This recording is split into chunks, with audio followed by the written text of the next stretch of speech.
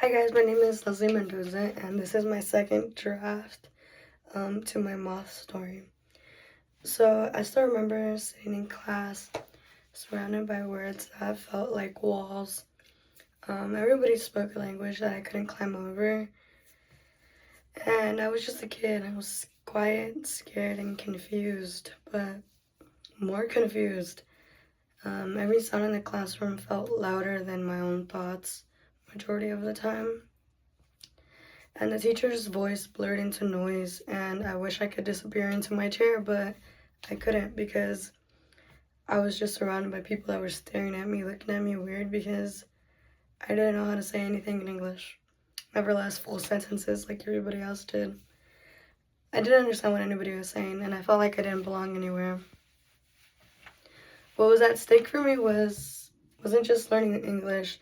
It was wanting to be seen by my classmates, by my teachers, by my peers, and when they saw me, they just laughed because, like, I was just sitting there, just blank expressions, To my parents, to make my parents proud, to show them that their sacrifices meant something, I wanted to learn English. I wanted to belong, and I wanted to understand the conversations that were being said in front of me.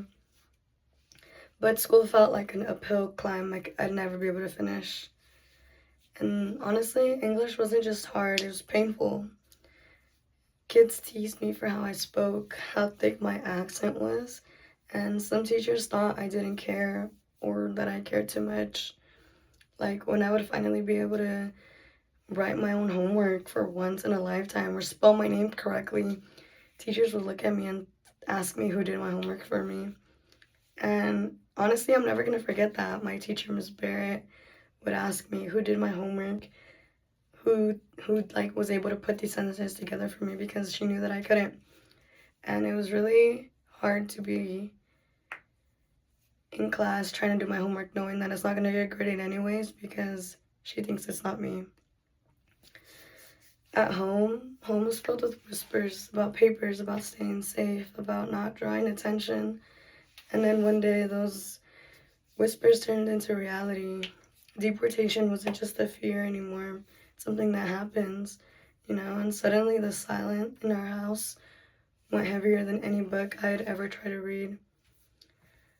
It's really crazy because learning English started to feel like holding my breath underwater. I was trying to stay strong, but everything around me was just like, slipping away. And it's like, I felt like I didn't belong and I felt like my family didn't belong. But then, one day something changed. I raised my hand in class for the first time. My voice was shook. My accent was thick. And maybe I didn't make sense, but hey, I spoke. And when my teachers would say good job, I felt something shift inside of me. It was determination. It was the want to be able to keep this going. And for the first time, English didn't feel like my enemy, but it felt like a bridge between who I was and who I was becoming. And little by little, my voice grew stronger. I began helping students who felt lost, like I once did. And even though I still carry the pain of what happened to me and my family, I also carry the weight and the strength every single day. And that's what makes me me. And the courage became my heartbeat. Their story became my story.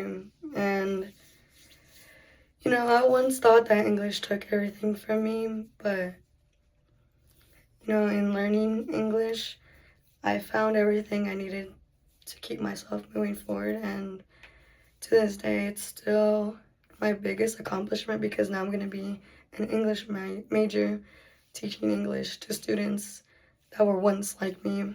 And I don't know, I feel like I've come a long way from not even knowing how to spell my name correctly in English or not being able to pronounce anything. And now I look at it and I'm just like, English is my friend. English is no longer my enemy, nor something that I look at in disbelief or look at being scared because it's not one of my strongest qualities about me. And, it's going to make me a great teacher one day. And I can't wait to have that connection with my students.